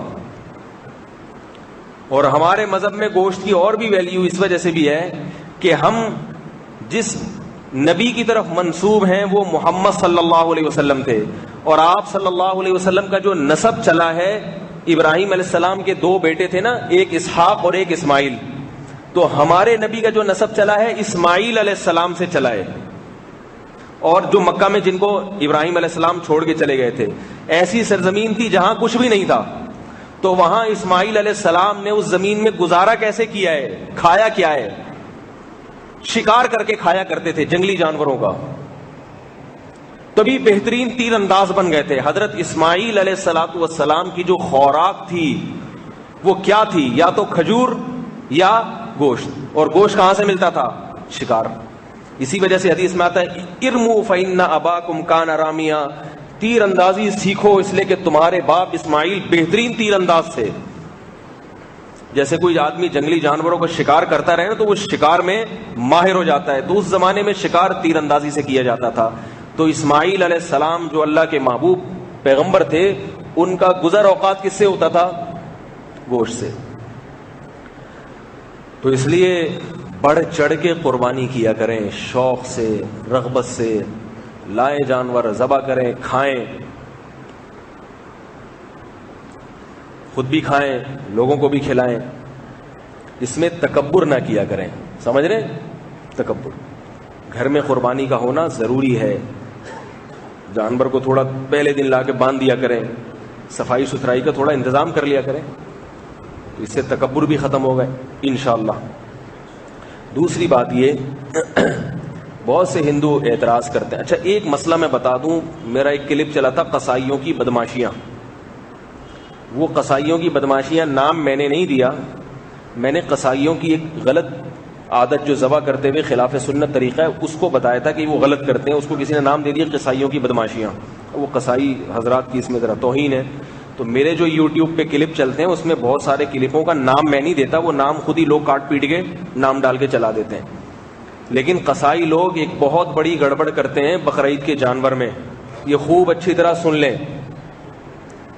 یہ لوگ جب جانور ذبح کرتے ہیں تو شریعت میں حکم ہے 4 رگیں کاٹنے کے بعد چھوڑ دو. 4 رگوں کا پتہ کیسے چلتا ہے؟ خوب جب جن رگوں سے بہت تیزی سے خون بہ رہا ہوتا ہے نا, وہی 4 رگیں ہوتی ہیں. لوگ پوچھتے ہیں میں کہاں ہیں 4 رگیں؟ وہ بڑا مشکل ہوتا ہے اس وقت دیکھنا. اس میں کچھ رگیں ایسی ہوتی ہیں کٹتی ہیں تو خون کا پریشر ایک دم نکلتا ہے. تو وہ موٹی موٹی جو رگیں ہوتی ہیں بس وہ کاٹ دیں, وہ تھوڑی سی میں ہی کٹ جاتی ہیں. مزید نہ کاٹیں.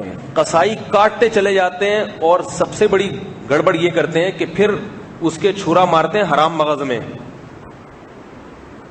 یہ ذبح کا سنت طریقہ نہیں ہے. جانور تو حلال ہو جائے گا لیکن یہ خلاف سنت طریقہ ہے.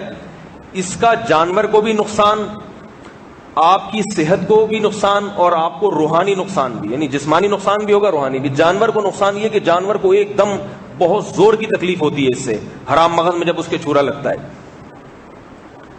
آپ کو 2 نقصان ہے, روحانی بھی جسمانی بھی. روحانی نقصان یہ کہ خلاف سنت طریقہ ہے تو برکت حاصل نہیں ہوگی, اور جسمانی نقصان یہ کہ اس سے جانور بہت جلدی ٹھنڈا ہو جاتا ہے. اس کے بلڈ, اس کا جو خون ہے وہ گوشت سے پوری طرح نہیں نکلتا, تو وہ بلڈ جو ہے, جو خون جو ہے وہ گوشت میں رہ جاتا ہے, اور وہ صحت کے لیے انتہائی نقصان دہ ہے.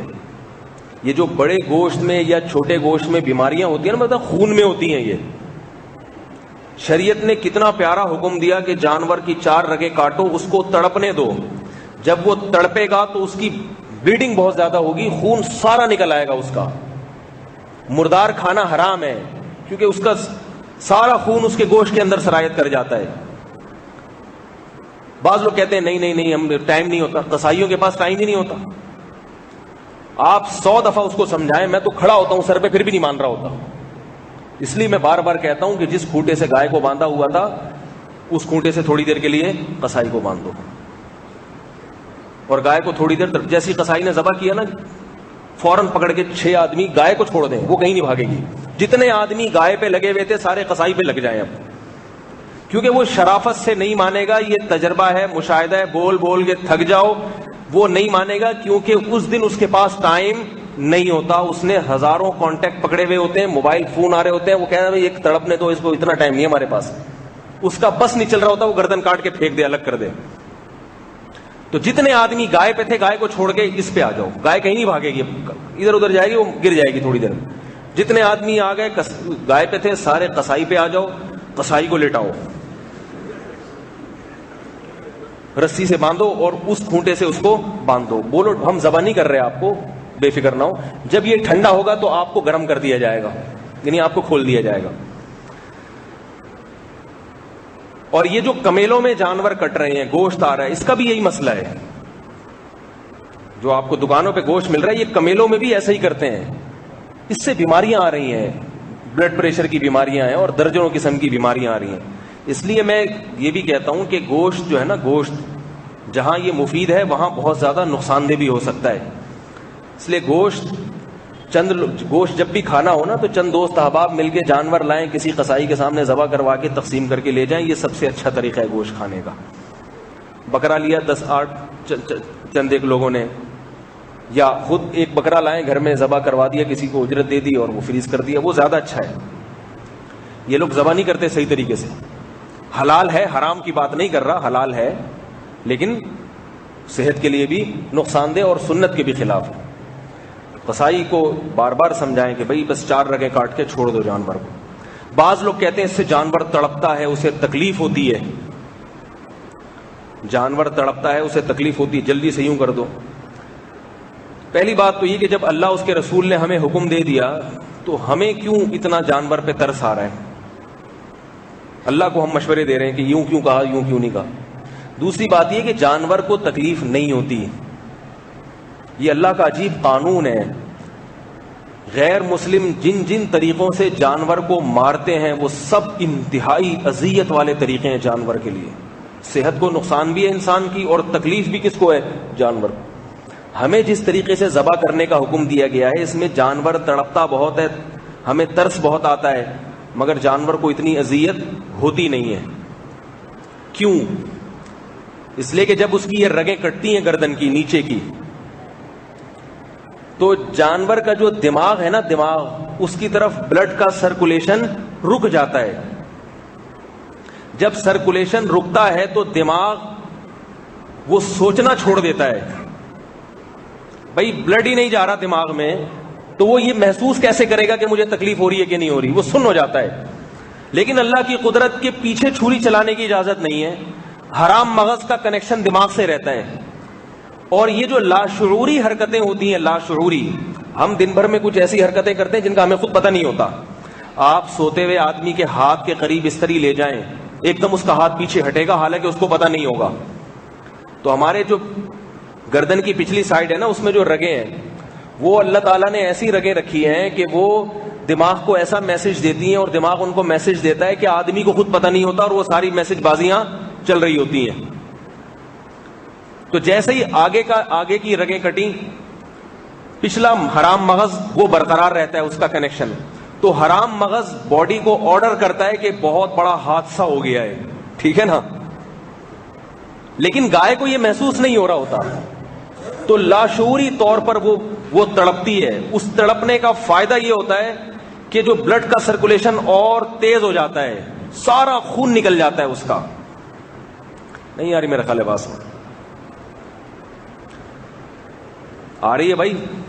تو شریعت کا کہ جو احکامات ہیں نا, ان کو ہلکا نہیں سمجھنا چاہیے. اللہ نے ایسا عجیب حکم دے دیا, ذبح کرنے کا ایسا طریقہ بیان کر دیا کہ خون سارا نکل جائے, گوشت صاف ستھرا ہو جائے, اور جانور کو تکلیف کم سے کم ہو, اور تمہیں ترس اس پہ بہت زیادہ آئے. ٹھیک ہے نا, ترس بہت زیادہ آئے, کیونکہ تڑپنے کو دیکھ کر ترس بہت آتا ہے. تو قربانی کا ایک جذبہ بھی پیدا ہوتا ہے, اور وہ بھی ادا ہو جاتا ہے کہ بھئی اللہ کی خاطر سب کچھ کر رہے ہیں. تو اس لیے اس کو شرعی طریقے سے ذبح کرنے کا اہتمام کیا کریں. پھر جب وہ سارا خون نکل گیا, اب قصائی کو آپ کھونٹے سے کھولیں, بھئی ٹھیک ہے, جو کام ہے وہ شروع کرو. تو وہ کرتا رہے, پھر اس کو کھال وال اتار دے, جو بھی اس کا حساب کتاب کرنا ہے. تو یہ مسائل یاد رہیں گے کہ نہیں رہیں گے, ہیں بھائی؟ اچھا, دوسری ایک آخری بات یہ کہ قربانی کا جو جانور ہے, پہلے دن کرنا افضل ہے. جتنا تاخیر کریں گے اتنا ہی ثواب میں کمی ہو جائے گی. اور یہ جو میں نے مسئلہ بتایا نا کہ گوشت سے ابتدا کی جائے، یہ جب ہے جب پہلے دن صبح یا 12 بجے سے پہلے قربانی ہو جائے. آج کل لوگوں میں خود تو قربانی کرنا آتی نہیں ہے، تو وہ نتیجہ کیا نکلتا ہے کہ اب کسی کے 5 بجے، تو 5 بجے تک تو صبر نہیں کر سکتا نا، تو کہیں اڑوس پڑوس سے آ جائے تو اس میں سے کھا لو، ورنہ گھر میں کچھ کھا لو. ٹھیک ہے، اتنا ٹینشن میں نہ ڈالو اپنے آپ کو. فرائض پہلے ہیں، سنتیں شریعت میں بعد میں. اپنے آپ کو اتنی اذیت دے دینا یہ درست نہیں ہے.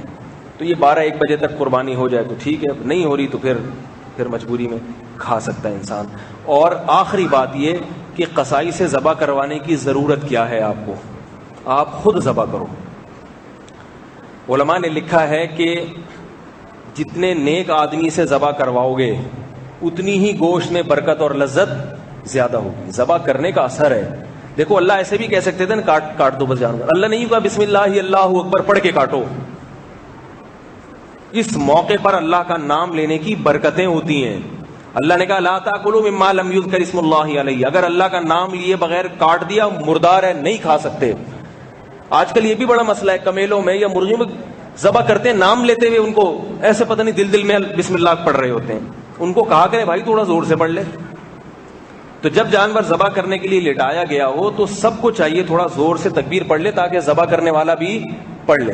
میں نے خود اپنی آنکھوں سے قصائیوں کو دیکھا ہے، ذبح کرتے چلے جا رہے ہوتے ہیں، منہ میں گٹکا دبا ہوا ہے، پان کے اتنا بڑا پشکاری، اس میں بسم اللہ پڑھ ہی نہیں سکتا. وہ اس کو بولے یہ پیک تو تھوک دے بھائی تھوڑی دیر کے لیے، اس کو تھوک کے کچھ اللہ کا نام لے لے، مگر وہ نہیں لے گا. اس کو پان اور گٹکا اتنا محبوب ہے، وہ منہ میں دبایا ہوا ہوگا، اور آپ بولو گے تو اس کو پتا ہے میں نے اللہ اکبر بولا اور منہ سے پچکاری نکل کے تو میرے 20 روپے ضائع ہو جائیں گے. یہ بھی نظر آ رہا ہے، مشاہدہ ہو رہا ہے.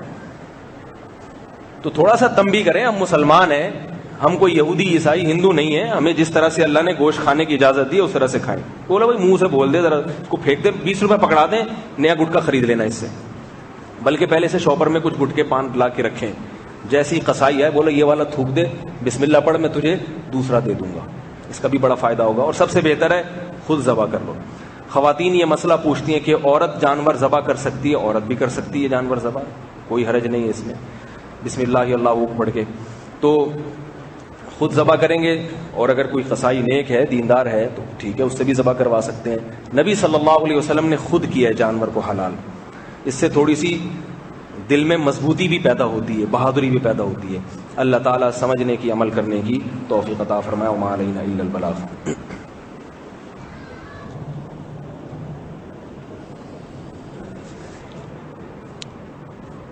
سنتوں کے بعد انشاءاللہ نکاح ہوگا.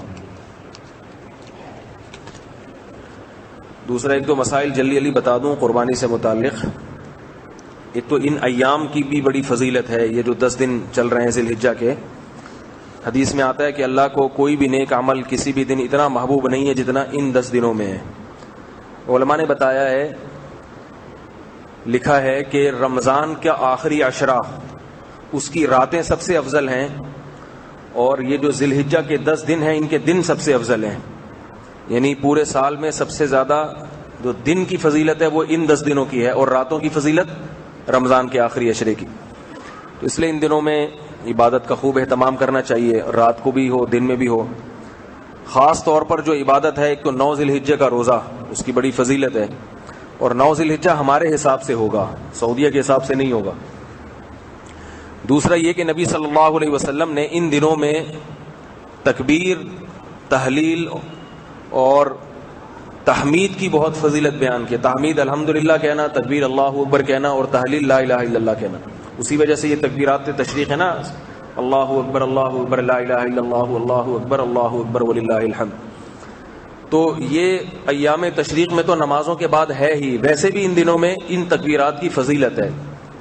حضرت عبداللہ ابن عمر رضی اللہ تعالی عنہ اور حضرت ابو ہریرہ رضی اللہ تعالی عنہ سے منقول ہے کہ یہ بازار میں جاتے تھے ان دنوں میں اور زور زور سے یہ تکبیرات کہتے تھے تاکہ لوگوں کو ترغیب ہو. جب یہ تکبیرات کہتے بازاروں میں جا کے تو بازار والے بھی تکبیرات کہنا شروع کر دیتے تھے، اور کہتے ہیں اتنا کہتے تھے کہ پورا بازار تکبیرات سے گونج اٹھتا تھا. تو آج کل یہ سنت بھی ختم ہو گئی ہے کہ لوگ ان ایام میں تکبیرات کا اہتمام نہیں کرتے، چلتے پھرتے اٹھتے بیٹھتے. یہ زیادہ سے زیادہ ذکر کرنا چاہیے. اپنے گھر والوں کو بھی ترغیب دینی چاہیے. بازار جائیں تو ان کو بھی تھوڑی ترغیب دیں، بھائی ان دنوں میں بیٹھے بیٹھے کام بھی کرتے رہو، تھوڑا سا اللہ کی تکبیر بیان کر دیا کرو. اس کا اہتمام کرنا چاہیے. اور ایک مسئلہ یہ بہت پوچھا جاتا ہے کہ ان دنوں میں بال اور ناخن کاٹنا. نبی صلی اللہ علیہ وسلم نے فرمایا جس کا قربانی کا ارادہ ہو اسے چاہیے کہ وہ اپنے بال اور ناخن نہ کاٹے جب تک کہ قربانی نہ کر لے. سنت عمل ہے، لازمی نہیں ہے، ضروری نہیں ہے، مستحب عمل ہے، سنت عمل ہے. کر لے تو اچھی بات ہے، نہیں کرے تو کوئی گناہ نہیں ہے. پھر لوگ پوچھتے ہیں کہ قربانی ہو جانے کے بعد بال کاٹ سکتے ہیں تو کب تک؟ گوشت کھانے تک نہیں، بس جانور کے گلے پہ چھری پھر گئی تو اب آپ کاٹ سکتے ہیں بال، صرف چھری پھرنے کی دیر ہے. یعنی چلیں اتنا کافی ہے میرا خیال ہے. دوسرا مسئلہ چھیڑتا ہوں، وقت کم ہے. دوسری بات یہ ہے کہ قربانی کے جانور کے 3 حصے کرنا یہ بہتر ہے، ضروری نہیں ہے. یعنی گوشت کے 3 حصے کرنا. اگر کوئی غریب ہے، اہل و عیال زیادہ ہیں تو وہ اپنے گھر والوں کو پہلے ترجیح دے. بعض دفعہ ایک بکرا کٹا ہے، گھر میں بچے ہیں ماشاءاللہ، گھر کے رشتہ دار بہت ہیں، تو ایک تو بکرا ہے، اس میں ویسی ہڈیاں زیادہ ہوتی ہیں، گوشت کم ہوتا ہے. پھر آپ نے اس کے 3 حصے کر کے ایک حصہ غریبوں کو دے دیا، ایک دوسرے رشتہ داروں کو بانٹ دیا، تو پھر آپ کے لیے فیملی زیادہ ہے تو بچتا کچھ بھی نہیں ہے. تو بیچارے بکرا اپنی قربانی پہ اتنا نہیں رویا ہوتا جتنا قربانی کرنے والا رو رہا ہوتا ہے. ٹھیک ہے، تو ایسی صورت میں پہلے گھر کو ترجیح دیں. پھر اچھا دوسرا، یہ جو دوسرا حصہ رشتہ داروں کے لیے نکالا جاتا ہے تو یہ بھی غریب رشتہ داروں کے لیے، جن کے گھر میں قربانی ہوئی ہے تو ان کے بجائے، ان کے گھر میں تو خود ہوئی ہے تو ان کے بھیجنے کے بجائے کسی غریب کو بھیج دیا کریں. ایک بڑا مسئلہ یہ بھی ہے کہ کچھ لوگ غریب بن کے قربانی کے دنوں میں گوشت جمع کرتے پھرتے ہیں. اگر مستحق ہے تو دیں، ورنہ بعض لوگوں کا یہ کاروبار ہے. قربانی کا گوشت مارکیٹوں میں بیچنا ناجائز ہے، حرام ہے، کیونکہ یہ اللہ کی ضیافت ہے. کھاؤ کھلاؤ فری میں. میں نے خود دیکھا ہے اونٹ کا گوشت قصائی کی دکان پہ بکتا ہوا. مجھے کسی نے بتایا یہ خریدا ہے اور یہ قصائی صاحب قربانی کا گوشت مارکیٹ میں بیچ رہے ہیں. تو بعض قصائی ایسے کرتے ہیں، اکثر الحمدللہ ایسے نہیں کرتے، لیکن بعض لوگ یہ کام بھی شروع کر دیتے ہیں، گوشت بیچنا شروع کر دیتے ہیں. یہ جائز نہیں ہے. ایسے ہے جیسے کسی کی دعوت میں آپ گئے، اس نے کھانے کی ڈش لگائی، بھائی کھاؤ کھلاؤ. یہی ہوگا نا، آپ نے کوفتے نکال کے شاپر میں ڈالے، مارکیٹ میں لے جا کے کوفتے درجن کے حساب سے بیچ رہے ہیں. میزبان نے دیکھ لیا تو وہ کیا عزت رہ جائے گی آپ کی؟ بولے بھائی یہ بیچنے کے لیے تھوڑی تھا، کھاؤ کھلا دیتے. میں سمجھا آپ شاپر میں اس لیے ڈال رہے ہیں کہ گھر والوں کو بھی کھلانا چاہتے ہیں، چلو گھر میں جا کے کھلا دینا. آپ نے اس کو درجن کے حساب سے کوفتے بیچنا شروع کر دیے. تو گھٹیا حرکتیں نہیں کرنی چاہیے. اللہ بہت کھلانے والا ہے، رزق دینے والا ہے. جب اللہ نے اتنا گوشت دے دیا، کھاؤ بھی کھلاؤ بھی، بیچو نہیں اس کو. سمجھ رہے کہ نہیں سمجھ رہے بھائی؟ تو یہ کام نہ کیا کریں. اللہ تعالیٰ اس سے بچنے کی توفیق دے. اور بھی بہت سارے مسائل ہیں. پھر وہ لوگ مجھے کہتے ہیں نا کہ جب آپ سامنے آتے ہو تو پوچھنا یاد نہیں رہتا. تو اسی طرح جب آپ لوگ سامنے آتے ہیں تو ہمیں بتانا بھی یاد نہیں رہتا، بعد میں یاد آتا ہے یہ بھی بتانا تھا. یہ بھی ایک خاتون کے پاس 2 تولہ سونا اور 500 روپے نقدی ہیں، اس پر قربانی واجب ہے؟ ہاں واجب ہے، کیونکہ 52.5 تولہ اصل نصاب ہے قربانی کا. چاندی کا نصاب ہے، تقریباً 40-45 ہزار روپے بنتا ہے. لیکن قربانی کے نصاب میں اور زکوٰۃ میں فرق یہ ہے کہ زکوٰۃ پہ سال گزرنا ضروری ہے، قربانی پہ سال گزرنا ضروری نہیں ہے. بقرعید کے 3 دنوں میں جس کے پاس اتنے پیسے ہوں گے قربانی کرنی پڑے گی. اور لیکن ایک فرق یہ ہے کہ زکوٰۃ میں آپ گھر کے ضروری خرچے نہیں نکالتے. زکوٰۃ میں تو صاحب نصاب ہے تو زکوٰۃ دینی ہے، صرف قرضے کو مائنس کیا جاتا ہے. لیکن قربانی میں صرف اتنا نہیں ہے، بلکہ اپنے گھر کے ضروری خرچے پہلے نکالو. مثال کے طور پر بقرعید والے دن آپ کے پاس 45,000 روپے بینک میں پڑے ہیں یا گھر میں رکھے ہیں، لیکن ابھی آپ نے گیس کا بل دینا ہے، بجلی کا بل دینا ہے، بچوں کی فیسیں دینی ہے، گھر کا راشن بھی آئے گا. آپ کو پتا ہے میں ایک بکرا لے آیا تو میں بکرا ہی کھائے گا، میں کچھ نہیں کھا سکتا پورے مہینے. ٹھیک ہے، ایسی صورت میں آپ پر قربانی لازم نہیں ہے. تو گھر کے بنیادی ضروری خرچے نکال نکول کے پھر اگر یہ بچ رہے ہیں پھر آپ اس میں قربانی کریں، ورنہ آپ پر لازم نہیں ہے. کیونکہ شریعت ایسے کام کا حکم نہیں دیتی کہ آپ خود لوگوں سے پھر ادھار مانگتے پھریں اگلے دن. اور ادھار لے کے بھی قربانی ہو سکتی ہے. بعض دفعہ کسی کے پاس سونا ہے، وہ بیچنا نہیں چاہتا تو آپ ادھار لے کے کر لیں، اس کو بعد میں پیسے ادا کر دیں اگر آپ میں استطاعت ہے. اور ایک مسئلہ یہ بھی بہت پوچھا جاتا ہے کہ کیا جو لوگ حصے دار ہیں جانور میں سب کے پیسے برابر ہونا ضروری ہے؟ یہ ضروری نہیں ہے.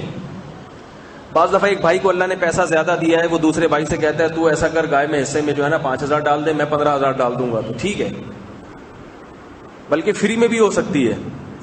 ایک بھائی کو اللہ نے پیسہ زیادہ دیا, دوسرا بھائی غریب ہے, تو بڑا بھائی کہہ سکتا ہے کہ چل ایک قربانی میں تیرے نام سے کر رہا ہوں, تجھے فری پھوکٹ کا ثواب مل جائے گا, ٹھیک ہے نا.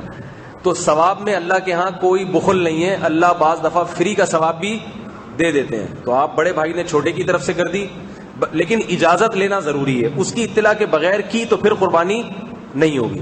اس کو اطلاع دے دی, وہ خاموش رہا یا ہاں کر دی, راضی رہا کسی بھی طرح سے, تو پھر قربانی ہو جائے گی. سب کے پیسوں کا برابر ہونا ضروری نہیں ہے. قربانی مرحومین کی طرف سے بھی ہو سکتی ہے, نبی صلی اللہ علیہ وسلم کے لیے بھی ہو سکتی ہے, ایصال ثواب کے طور پر بھی ہو سکتی ہے, لیکن وہ ہوگی آپ ہی کی, ثواب دوسرے کے لیے ہوگا, دوسرے کے, ورنہ مردہ قربانی کا اہل نہیں ہوتا, جو دنیا سے چلا گیا وہ قربانی کا اہل نہیں ہے. تو ہوتی آپ ہی کی طرف سے ہے, وہ آپ ہی کے نام پہ, لیکن ثواب, یہ نیت ہوتی ہے کہ ثواب اس کو ملے, تو اس لیے آپ اس کا گوشت کھا سکتے ہیں. ایک اور مسئلہ لوگوں میں جہالت ہے, بعض دفعہ قربانی کے جانور لاتے ہیں, بیمار ہو جاتا ہے, اس کو فوراً ذبح کرنا پڑتا ہے. اب ایک صاحب بیل لے کر آئے, بیمار ہو گیا, انہوں نے فوراً ذبح کیا, اور وہ بیچارے پریشان ہیں, مالدار ہیں, مجھے فون کیا میں کیا کروں. میں نے کہا آپ اگر واجب ہے قربانی, پیسہ ہے تو اور لے کر آؤ. تو کہہ رہے ہیں کہ اور یہ کیا کروں, کہہ رہے یہ ذبح, میں نے کہا یہ کھا جاؤ, یہ ذبح کیا, یہ اچھا ہے, اللہ نے دو ہو گئی, نیت کا ثواب بھی مل گیا, اب یہ پورا کٹا آپ کا ہے, کھاؤ, فریز کر دو, ڈبل موجہ ہی موجہ. کہنے لگے میں نے کسی مفتی صاحب سے پوچھا, انہوں نے کہا یہ چونکہ قربانی کی نیت سے لائے تھے, پہلے ذبح کر دیا تو سارا صدقہ کرنا پڑے گا. میں نے سارا خوب روتے, ایسا لگ رہا تھا رو پڑیں گے. صدقے پر ان کو افسوس نہیں ہو رہا تھا, مسئلہ یہ ہے کہ میری اتنی افورڈ نہیں کر سکتا کہ میں ایک بیل پورا صدقہ بھی کروں پھر دوسرا بیل قربانی بھی کروں.